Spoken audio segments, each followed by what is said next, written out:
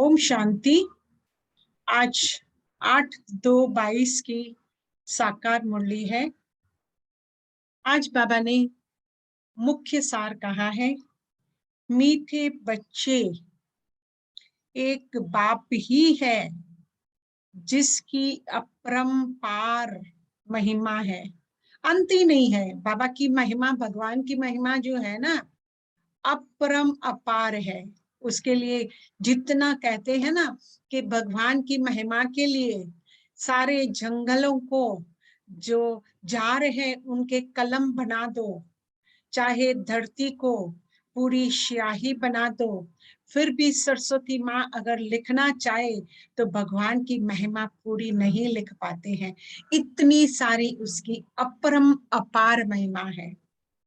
तो बाबा जैसी महिमा और किसी की हो ही नहीं सकती। परमात्मा जो है ऐसी महिमा, क्योंकि हम सब साकार में है, वो निराकार है, तो उनमें ज्यादा शक्ति है और महिमा भी उनमें ज्यादा है। इसलिए आत्मा और परमात्मा कहा गया है। अब दोनों में डिफरेंस क्या है? क्या परमात्मा कोई बहुत बड़ा है? जैसे आजकल हम किसी की रेफरेंस में बताते हैं, अरे लविन तो बहुत बड़ा सेठ है। अब सेठ का मतलब क्या है? उनका पेट बड़ा है, या उनको पर लगे हुए हैं, या उनको कुछ है? ऐसा नहीं। हमने क्यों कहा सेठ? क्योंकि ऑर्डिनरी लोगों के तरह वो नहीं है। उनके पास बहुत महल मारियां हैं, बहुत सारी कार्स हैं, बहुत सारी ज्वेलरी है, बहुत सारी means everything he is having. इसलिए हम कहते हैं कि वो कौन है? सेठ। अब यहाँ भी आत्मा और परमात्मा दोनों छोटी बिंदी है, सेम साइज है, कोई बड़ी साइज नहीं है। लेकिन हम उसको परम आत्मा कहते हैं। हम सिर्फ आत्मा है और वो परम प्लस आत्मा है, परमात्मा। तो वो परम किसमें है? हम लोगों में गुण थोड़े थोड़े हैं। हमारे में एक गुण आता है तो दूसरा निकल जाता है, तीसरा आता है तो चौथा चला जाता है। रावण की तरह एक सर काटो तो दूसरा खड़ा हो जाता है।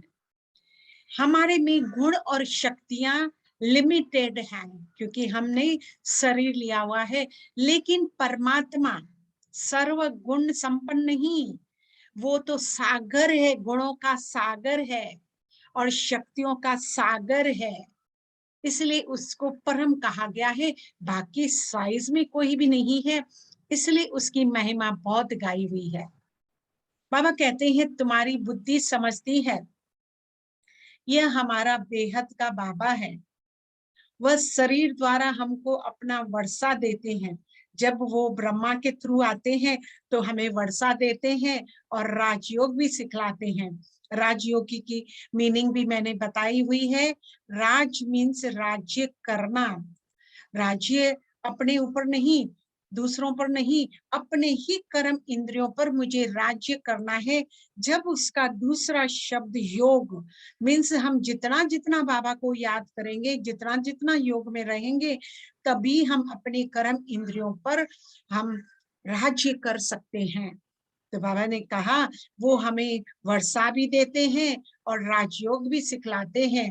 ये तो है सबका, पूरी दुनिया का बाप है, खाली हमारा नहीं है। सर्व का पतित पावन, सिर्फ मनुष्यों का नहीं, 5 तत्वों का भी ये पतित पावन है। सर्व की सदगति करने वाला है ऊंचे ते ऊंचा परमात्मा। सृष्टि में महिमा करने लायक तो सिर्फ यही एक बाबा है, दूसरा न कोई। न ब्रह्मा, न विष्णु, न शंकर की महिमा इतनी कर सकते हैं। तो बाबा कहते हैं लक्ष्मी नारायण जिसका कंबाइंड स्वरूप विष्णु है, अभी वो कहाँ है? यहाँ तो है नहीं। लक्ष्मी नारायण तो पुनर्जन्म लेते लेते अब अंतिम जन्म में है। फिर शिव बाबा उसे लायक बना रहे हैं अभी संगम पर। तो सर्व का सदगति दाता वह एक ही परमात्मा ही है। तो महिमा भी एक की ही गायनी चाहिए। उस पतित पावन बिगड़ देखो सृष्टि का आज हाल ही क्या हो गया है। अब कृष्ण के भक्तों से जाकर पूछो राधे कृष्ण कहाँ है, तो कहेंगे वो तो सर्वव्यापी है, जिधर देखो उधर राधे, जिधर देखो वो कृष्ण। जैसे मीरा को पूछा गया तो कृष्ण, तो वो तो हर एक व्यक्ति उसके सामने आता था, वो उसको कृष्ण ही मानती थी। क्यों? क्योंकि उसका उससे इतना प्यार था। उस देखो, जिसका जिसके साथ प्यार होता है तो उसको हर जगह सिर्फ वो ही दिखता है। इसका मतलब नहीं है कि वो कृष्ण है, उसको दिखता जरूर है क्योंकि उसका उससे प्यार है, उसके नैनों में सिर्फ छवि उसकी है, इसलिए वो हर एक में कृष्ण और राधे को दिखती है। तो बाबा कहते हैं, राधे के पुजारी कहेंगे राधे राधे, और हनुमान के पुजारी जिधर भी देखो तो हनुमान ही हनुमान। परंतु ऐसा नहीं है। बाबा अपनी महिमा तो नहीं करेंगे, अपने पाठ से सिद्ध करते हैं, और कोई की महिमा गाई नहीं जाती है। ये लक्ष्मी नारायण ही राजाई करते हैं।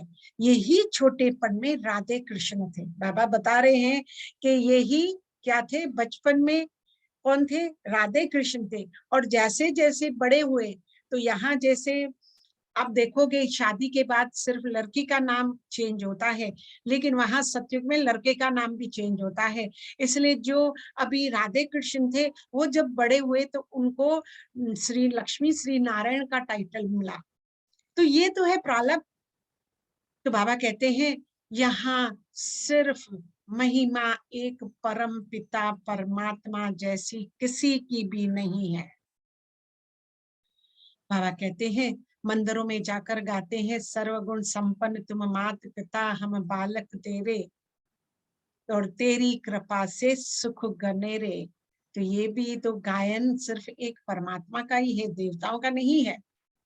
जो कुछ महिमा है सो एक की है समझो। बाबा कहते हैं, वह है परम पिता, परम आत्मा, परम बाप, परम टीचर, परम सतगुरु अकाले कहते हैं ना, उनको याद करते हैं, वही अकाले मूरत है। और फिर शिव बाबा को बैल पर भी दिखाते हैं, है ना। जैसे मैंने पहले भी बताया था कि कहते हैं भगवान ने अवतार लिया, अभी बैल में आया, मछली में आया, 24 अवतार, मालूम नहीं कितने अवतार कहते हैं। अब भगवान को अवतार लेने की क्या जरूरत है? आप देखो, गायन है, देख तेरे संसार की क्या हालत हो गई है भगवान, कितना बदल गया है इंसान। तो इंसान को बदलने के लिए इंसान चाहिए, या मछली आकर आपको बदल सकती है? बैल में आकर कोई आपको बैल कुछ समझाएगा, बदल सकते हैं? इसलिए परमात्मा ने ब्रह्मा का तन लिया और आकर हमें ये सब राजयोग सिखाया और ज्ञान दिया। बाबा कहते हैं, वो ही तो ज्ञान सागर पतित पावन है। अब वो भी तो कैसे आएंगे, निराकार है, इसलिए उनको तन चाहिए ब्रह्मा का। तो धर्म स्थापकों की क्या महिमा करेंगे? वह तो सिर्फ आकर धर्म ही स्थापित करते हैं, जीवन मुक्ति नहीं देते हैं भगवान। और देखो, इंसान और गुरु और उनमें परमात्मा में क्या क्या डिफरेंस है, वो बाबा बताते हैं। मनुष्य तो कहते हैं मोक्ष मिले, फिर आए ही नहीं। वो धर्म स्थापित तो अपने धर्म वालों को नीचे ही ले आते हैं। जब तक शिव बाबा इस संसार में न आए तब तक कोई भी पावन नहीं बन सकता, इसलिए उसकी ही महिमा है। आज का प्रश्न बाबा ने पूछा, तुम बच्चों को इस पढ़ाई का बहुत बहुत कदर होना चाहिए। क्यों? ये ऐसी कौन सी पढ़ाई है? बाबा आजकल 2-4 दिन से वो ही कह रहे हैं कि ये पढ़ाई बहुत इंपॉर्टेंट है, ऑर्डिनरी नहीं है। क्यों? क्योंकि बच्चों को नशा ही नहीं आता है। हम ये पढ़ रहे हैं, लेकिन क्यों पढ़ रहे हैं, किस लिए पढ़ रहे हैं, इससे मुझे क्या फायदा होगा, मेरा मेन एम एंड ऑब्जेक्ट भी क्या है। अगर ये सब मुझे नहीं मालूम है तो वो नशा ही नहीं चल रहा है। इसलिए बाबा ने उत्तर दिया, क्योंकि सारे कल्प में एक ही बार बाबा परम धाम से पराने के लिए आते हैं, और कोई भी युग में नहीं आएंगे, सिर्फ संगम युग पर आते हैं। सतयुग में तो हमें जरूरत ही नहीं होती है। कहा जाता है, दुख में सिमरण करे हर कोई, सुख में करे ना कोई। वहां तो सुख है, तो हम भगवान को तो याद ही नहीं करते हैं। तो अब सिर्फ दुख, दुख भी हमें कोई द्वापर से इतना दुख नहीं हुआ है। आप देखो 100 साल पहले भी हमारे जो दादा दादियां थी उनके जमाने में वो कितने सुखी रहा करते थे, कितनी जॉइंट फैमिली हुआ करती थी, 20-20 लोग साथ में रहते थे। वहां तो कोई भी साइंस की फैसिलिटी नहीं थी, न मोबाइल था, न चूल्हे थे, न गैस था, न कुछ था। एक ही कोलसे की सिगरी पर वो बना बना के भोजन सब साथ में बैठकर जमीन पर ही खाया करते थे, और हमसे ज्यादा सुखी थे। 100 साल पहले की बात मैं कर रही हूँ, तभी भी हम इतने दुखी नहीं थे। जो इस 100 साल में जितनी टेक्नोलॉजी बढ़ी है, उतने हम ज्यादा दुखी हो रहे हैं। क्योंकि अगर टेक्नोलॉजी छूट गई, हमारे पास मोबाइल है, एक दिन मोबाइल बंद हो जाए तो हमारी दिल की धड़कन ही बंद हो जाती है। अब क्या करेंगे, क्या करेंगे, क्या करेंगे करते हैं। जितनी टेक्नोलॉजी बढ़ी है और जितना हम उनके वश हो गए हैं, दुख ज्यादा बढ़ता गया है। इसलिए बाबा कहते हैं, क्योंकि सारे कल्प में एक ही बार में आता हूँ, परम धाम से पराने। तो कितना कदर होना चाहिए इस पराई का। ये पराई मुझे कल्प बढ़ नहीं मिलती है, अभी ही मिलती है संगम पर। मनुष्य तो पढ़ने के लिए भारत से विदेश में जाती है, वहां अच्छी पढ़ाई है, ये कोई बड़ी बात नहीं है। यहाँ तो पढ़ाने वाला कितनी दूर से, बापरे, इस संसार से दूर, चांद सूर्य तारा गम से भी दूर, परम धाम से आया है, इतना दूर से आया है, तो हमें कितना कदर होना चाहिए। तो बच्चों को पढ़ाई का बहुत कदर होना चाहिए। थोड़ी दिक्कत भी हो तो हट जा नहीं, पढ़ाई के लिए मुझे कोई नींद त्यागनी हो, अपना समय देना हो, सब कार्य छोड़कर मुझे मुरली सुननी हो, बाबा कहते कोई दिक्कत नहीं, थोड़ी दिक्कत दियो, क्योंकि परमात्मा स्वयं परम धाम से दौड़े दौड़े आए हैं। तुम्हारे स्कूल गली गली में बनने चाहिए, नहीं तो इतने सब पढ़ेंगे कैसे। बाबा का परिचय तो सबका मिलना है जरूर। हमें क्या करना है, सबको बाबा का परिचय देना ही है। परिचय के बगैर तो कैसे उनका उद्धार होगा। इसलिए बाबा ने कोई कोई को चुना है, हम एक एक को चुना है। अब हम सबकी रिस्पॉन्सिबिलिटी है, हम अपने आसपास वालों को, अपने जितने भी कांटेक्ट में हैं, उन सबको थोड़ा थोड़ा नॉलेज दें। बाबा कहते हैं, इस ज्ञान यज्ञ से ही तो वो विनाश ज्वाला प्रज्वलित होनी है। बेहद के यज्ञ में बेहद की सामग्री भी स्वा होनी है। संसार गया तो सब कुछ गया, कुछ भी नहीं रहने वाला।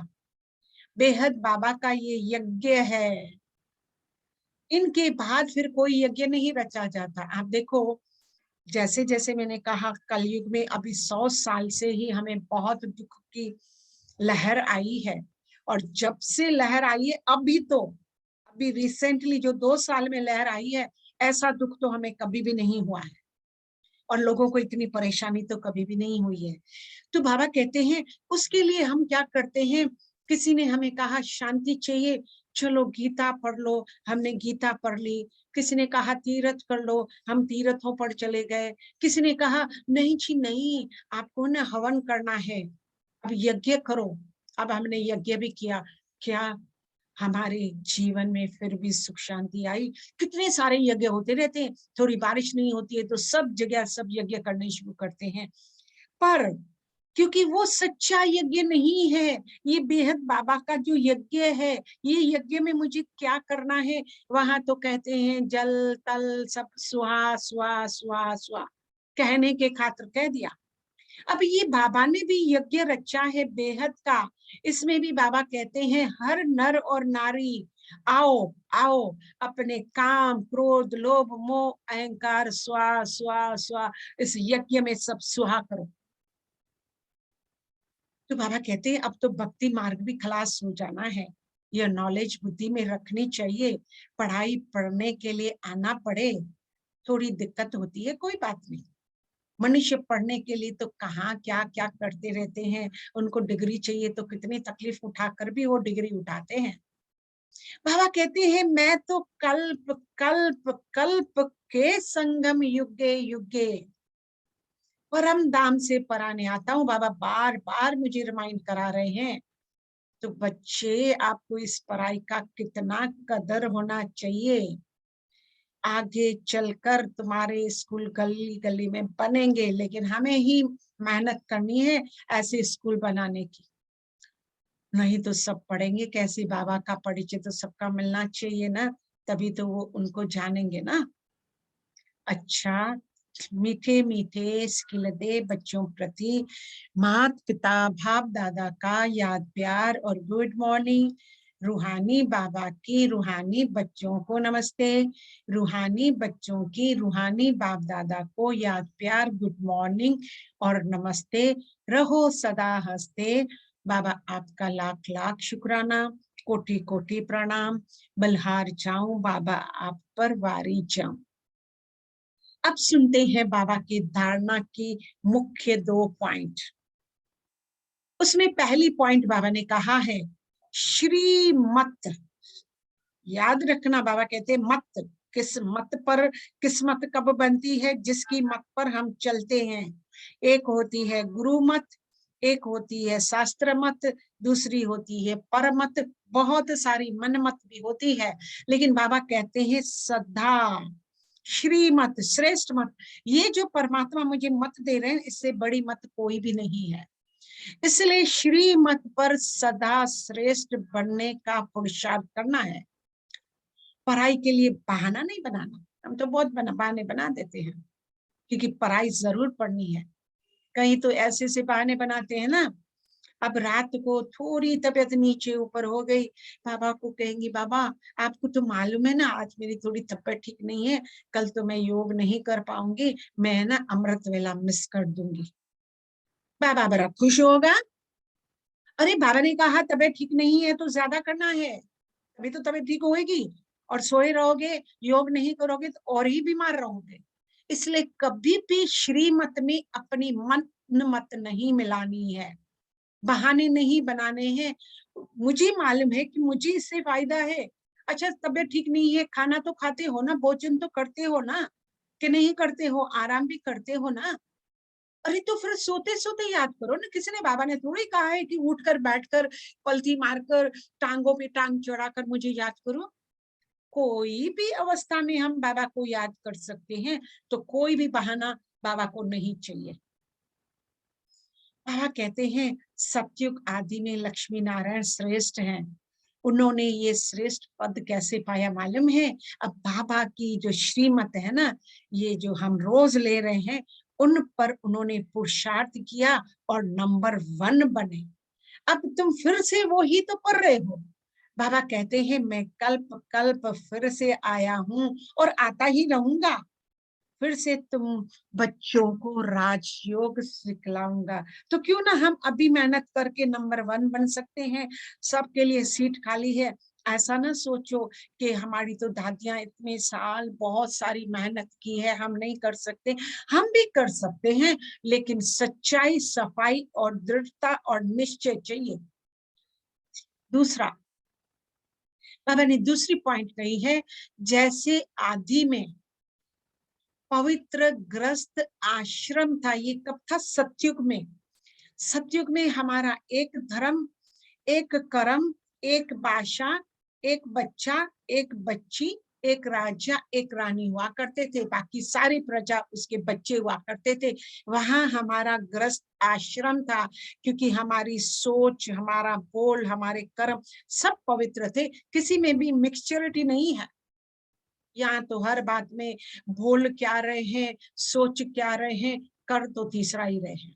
इसलिए किसी को हमारे ऊपर विश्वास भी नहीं है। वहाँ आश्रम था, हमें मंदिर जाने की जरूरत नहीं पड़ती थी, हमें बाहर जाकर बाबा को याद करने की जरूरत नहीं थी, क्योंकि वो हम थे खुद। देवी देवताओं जैसा हमारा चाल चलन था। इसलिए ग्रस्त को भी आश्रम कहा जाता था। लेकिन ऐसे अभी अपना पवित्र ग्रस्त आश्रम बनाना है। फिर हमने द्वापर में क्या कर दिया, अब तो पवित्र रहे नहीं, अब क्या करेंगे, अपने को देवी देवता कहलाते नहीं है, इसलिए हमने मंदिर घर से बाहर बनाए। बाबा घर में तो गुस्सा होता रहता है, ये सारी चीजें चलती है, इधर हम मंदिर नहीं रख सकते, इसलिए हमने मंदिर घर से बाहर कर दिया और घर ग्रस्त बना दिया, जंजाल। बंधन हमने खुद ही बंधन बनाया है। इसको आश्रम बाबा कहते हैं, फिर से बनाओ। आश्रम मीन्स जहां सब देवी देवताओं जैसी चाल बोल कर्म, उठना बैठना सब कुछ हो।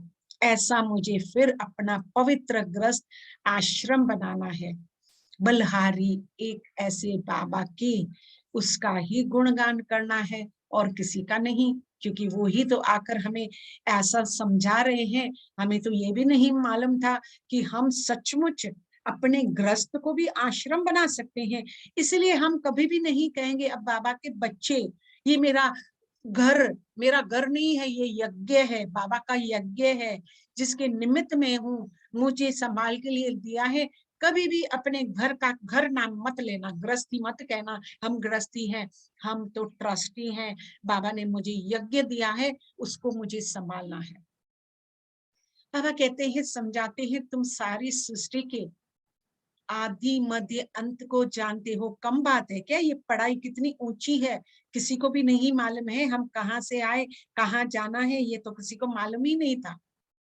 भारत ही पहले नंबर विश्व का मालिक था और कोई तो धर्म था ही नहीं।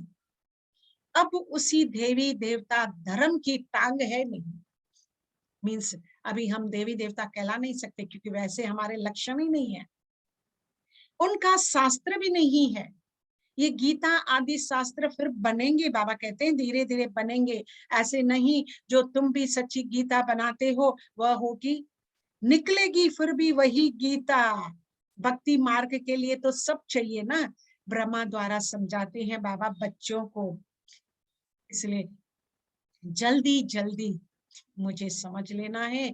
मेरी प्राप्ति तब होती है जब मैं यहाँ आता हूँ भारत में, और भारत ही एक अविनाशी खंड है, दूसरा कोई खंड था नहीं। ये फॉरेन की कभी थी नहीं, भारत खंड ही था। जो फॉरेन की जितनी भी ये संस्थाएं हैं वहां हम पिकनिक करने जाते थे, क्योंकि सतयुग में सिर्फ 9 लाख ही पहले आते हैं, और 9 लाख अभी तो 700 करोड़ आत्माएं सारे संसार में फैली हुई हैं। अब 700 करोड़ के लिए इतनी सारी प्रॉपर्टी, और कहा मुझे 9 लाख। जैसे आपके पास 10 बच्चे हैं और मेरे पास एक बच्चा है, आपके पास भी 10 लाख है, मेरे पास भी 10 लाख है, तो मेरे एक बच्चे को तो 10 लाख मिलेगा, लेकिन आपके 10 लाख तो 10 बच्चों में जाएंगे, लाख लाख लाख। तो यहाँ जब हम 9 लाख हैं और इतनी सारी सृष्टि है, तो एक एक फैमिली का एक पूरा मुंबई आपका घर, पूरी दिल्ली आपकी घर, ऐसे यहाँ कोई खंड नहीं होते हैं। ऐसे ऐसे हमारे बड़े बड़े मकान हुआ करते थे, और एक दूसरे के ऊपर मारियां नहीं होती थी। आलीशान बंगलो हुआ करता था, जहां सिर्फ हम संकल्प के विमान पर बैठे जहां जाना चाहे जा सकते थे। कितनी अच्छी दुनिया बाबा हमारे लिए बनाते हैं। भारत ही शाहूकार था, इसलिए तो गजनवी को भी 18 बार लूटना पड़ा, तो भी ना लूट पाया इतना सारा। और वो तो छोड़ो, आज भी भारत में जितनी माताएं हैं ना, उनके पास जितना सोना छुपा हुआ है ना, किसी के पास नहीं होगा। इतना सारा शाहूकार है भारत। आज का वरदान बाबा समझाते हैं, हर खजाने को स्वप्रति और सर्वप्रति कार्य में लगाने वाले अनुभवी मूर्त भव। ध्यान देना, बहुत अच्छा वरदान है। बाबा समझा रहे हैं, समाने की शक्ति को धारण कर समाना है मुझे। अब समाने की शक्ति में थोड़ा आपको क्लियर करना चाहती हूँ।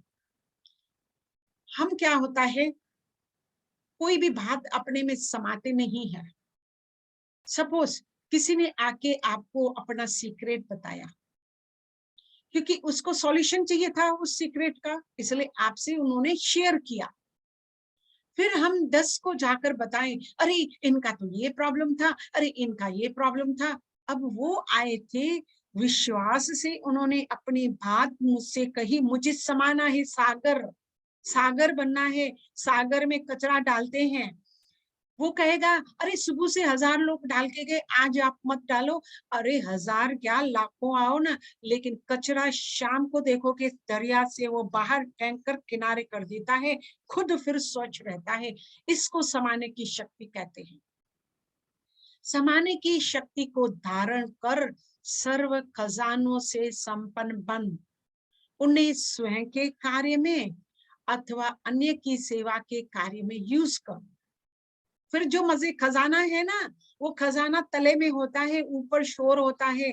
तले में जाकर खजाने ले लो, जितना अनुभव चाहिए वो कर लो, अनुभवी मूर्त बनो। बाबा के पास बहुत खजाने हैं। खजानों को यूज करने से अनुभवी मूर्त बनते जाएंगे। आप कहते हैं ना, हिम्मत का एक कदम हमारा, 1000 कदम बाबा दौड़ा दौड़ा आएगा। आप एक कदम उठा के रखो और देखो कि बाबा कैसे मदद करता है। बाबा कहते हैं सुनना, समाना और समय पर कार्य में भी लगाना है। सुना हमने और समाया, लेकिन समय पे अगर मैं आपको कहूं कि आपको ये परिस्थिति आई ना, तो आपको ये करना चाहिए, और जब मेरे पास आए, नहीं मेरी तो बात ही अलग है, ऐसा नहीं है। क्योंकि हम भी अनुभव की अथॉरिटी हैं। उसी ही खजाना सबके लिए सेम है, चाहे सिचुएशन आपकी अलग हो, मेरी अलग हो, लेकिन बाबा ने हर सिचुएशन के लिए एक ही समाधान सबको सेम दिया है। इसलिए खजानों को यूज करने से अनुभव मूर्ति बनते जाएंगे। सुनना, समाना और समय पर कार्य में लगाना। बाबा की जितनी भी श्रीमत हम रोज सुनते हैं, उसमें समाओ, अपने अंदर में धारणा करो। जितनी जितनी हम धारे करेंगे, ऑटोमेटिकली हमारे कार्य में यूज होगा, हमको मेहनत वहां भी नहीं करनी पड़ेगी। इसी विधि से अनुभव की अथॉरिटी बन सकते हो। जैसे सुनना अच्छा लगता है ना, पॉइंट बड़ी अच्छी शक्तिशाली है, ऐसे उसे यूज करके शक्तिशाली विजय बन जाओ, तब कहेंगे अनुभव मूर्त। समझे? बाबा कहते हैं सिर्फ सुनो नहीं, पॉइंट को अच्छी लग रही है तो अथॉरिटी बनकर उसे अपने जीवन में धारण करो, यूज करो, तो शक्तिशाली विजय बन जाओ। आज का स्लोगन है, बाबा ने कहा है, गुणवान उसे कहा जाता है। ध्यान दीजिए, गुणवान मुझे बनना है, तो बाबा ने आज मुझे सिंपल बताया है। गुणवान उसे कहा जाता है जो ग्लानि करने वालों को भी गुणमाला पहनाता चले।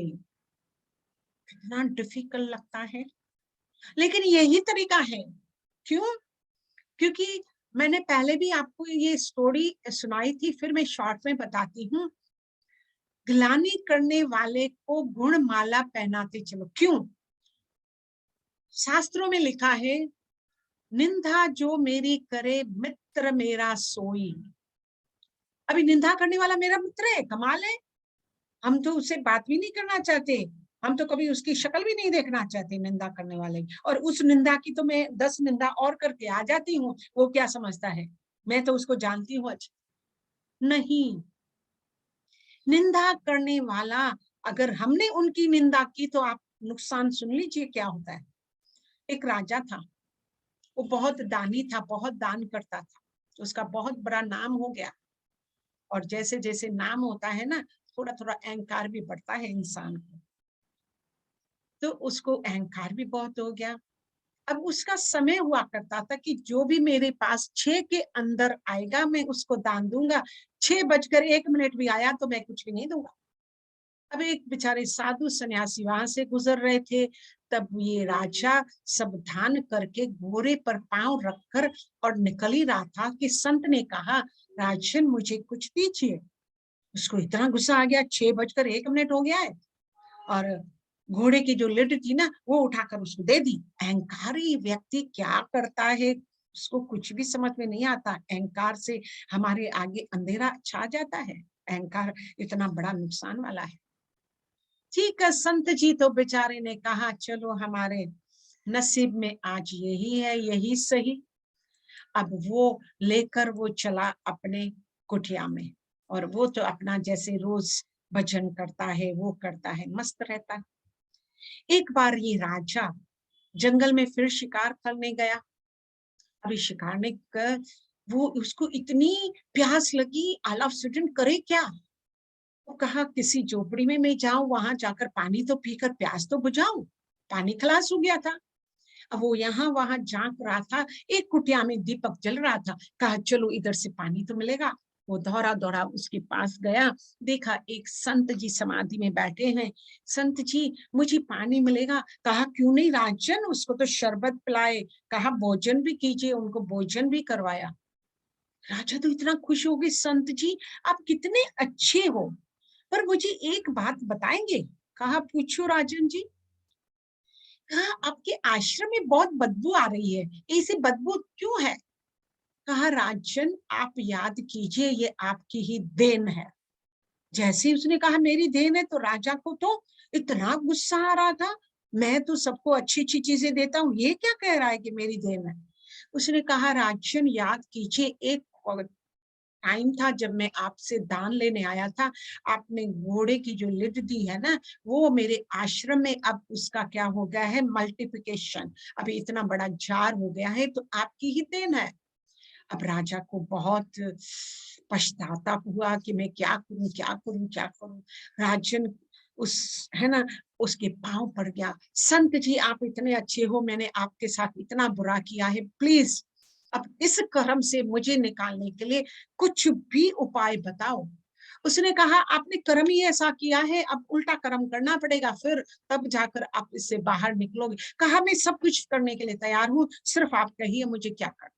उसने कहा ठीक है, अभी आप जब जाओगे ना अपने गांव में, एक कन्या है ना उठाकर अपने रूम में सिर्फ बंद करके रखना, बस। कहा बस इतनी बात? ठीक है, किसी कन्या को उठा के आए और उसको उसने अपने कमरे में बंद करके रख दिया। अब जो राजा जिसका इतना नाम, जो सबको दान देने वाला, सब उसकी वाह वाह करने वाले, अब सबको एक एक को मालूम पड़ता गया कि इसने कन्या अपने रूम में बांध करके रखी है। अब निंदा शुरू होने लगी। शास्त्र में लिखा है निंदा जो मेरी करे मित्र मेरा सोई। अब ध्यान देना, जैसे जैसे उसकी निंदा शुरू हो गई, वो आश्रम में गया तो देखा वो जार है ना कम हो रहा है, कम हो रहा है, कम हो रहा है, कम हो रहा है। क्यों? क्योंकि निंदा जो मेरी करे मित्र मेरा सोई। जिसने मेरी निंदा की वो मेरे पाप कर्म ले गया, उसके पुण्य कर्म मेरे पास आते जाएंगे। तो क्या निंदा करना सही है? मैं उनके भी पाप करण अपने सर पर ले लूं? इसलिए बाबा ने कहा गुणवान उसे कहा जाता है जो ग्लानि करने वालों को भी गुणमाला पहनाता चले। सबको, सब बाबा के ही बच्चे हैं, और अगर कोई ग्लानि कर रहा है तो मुझे अपने आप में पहले चेक करना है, क्या सचमुच में मुझे ऐसी कमी है क्या जो वो दूसरा कर रहा है, तो मैं उसको सुधारूं। और अगर नहीं है, वो कर रहा है, तो मेरा तो कोई नुकसान नहीं हो रहा है। मैं दूसरों के बातों में क्यों आ जाती हूँ, मैं अपने गुण क्यों छोड़ देती हूँ? गुणवान उसे कहा जाता है जो ग्लानि करने वालों को भी गुण माला पहनाता चले। वाह रे वाह, तूने तो मेरे सारे पाप ही खत्म कर दिए, और करो ग्लानि, मुझे क्या है, मुझे कोई फर्क नहीं पड़ता, करते रहो जितनी करनी है। ये है बाबा का वरदान और बाबा का स्लोगन। बाबा बलिहारी आपकी, थैंक यू बाबा, आपका लाख लाख शुक्राना।